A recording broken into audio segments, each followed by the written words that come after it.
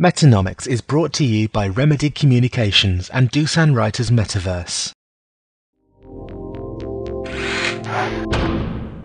A lot of the problems we face today is that there's really a global commons. The atmosphere of the planet belongs to everybody and hence to nobody. And when people dump stuff into it, it affects everybody. And if we want to try to get people to stop dumping stuff into it, we've got to give incentives for them to cut back on their pollution, but with no world government with the power to impose sanctions against people who dump pollution into the air, it's very difficult to do that. I think we're going to be struggling to cobble together enforcement regimes that can take actions like that. I think the trade treaties are likely candidates. You can't survive globally without access to the World Trade Network, and if the community of nations wants to slow global warming, I think we'll probably have to use trade treaties as a lever to get people to comply with the global warming agreements we might try to push forward. And so those will definitely be, I guess, much more statist than libertarian, I guess, since the trade treaties will be between nations. You know, the libertarian, I don't think, wants to say that we all have a right to impose harm on everyone else. There are what I call in the United States movement libertarians, and that is pretty much their position. I think basically they're just crybabies. They want to do whatever they want to do without regard to effects on others. But that's not the way life is. You can't say, I really like driving 90 miles per hour in a school zone. I have the right to do it. You don't have the right to do it. The law has the power to prevent you from doing that.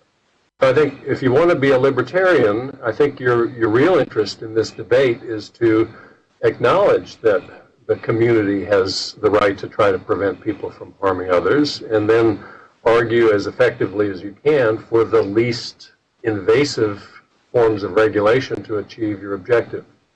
There's a great deal of difference between requiring effluent permits and letting firms decide for themselves where to buy the coal or what kind of filter to buy than there is for a panel of bureaucrats to specify in great detail what everyone must do. We know that in the case of the SO2 permit process, the cost of achieving the clean air target was about 1/8 what it was forecast to be.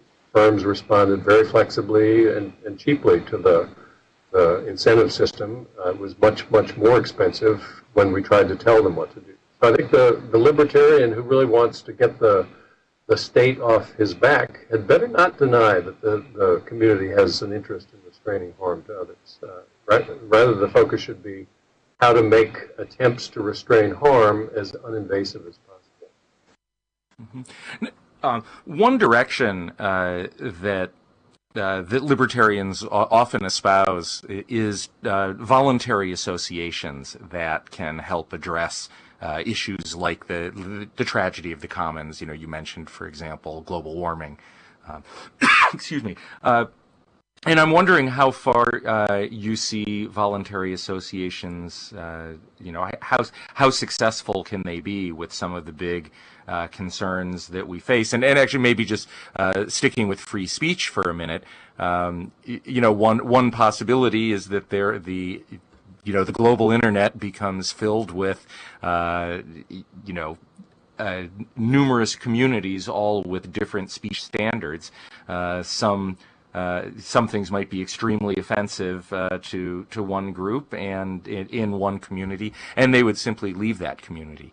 And so, I guess how successful do you think voluntary association and voluntary organizations can be? There's a long history of trying to regulate behavior through voluntary associations and rules that they impose.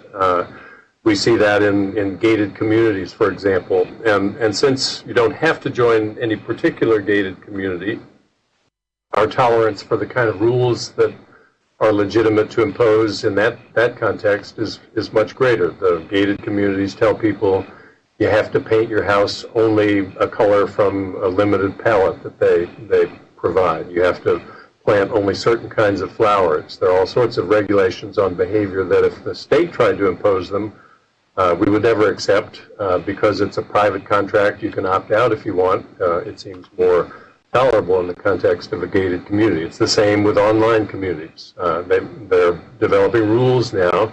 If you don't find yourself willing to play by the rules, you can opt out.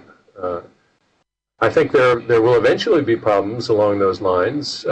We know that there are huge network economies. If there was a time, fortunately it seems to be receding, when if you didn't have the Microsoft operating system, you couldn't participate in the network. And so if Microsoft were to say, well, we're going to impose all these restrictions on you if you're going to be in our network, the cost of opting out under those circumstances would have been very high.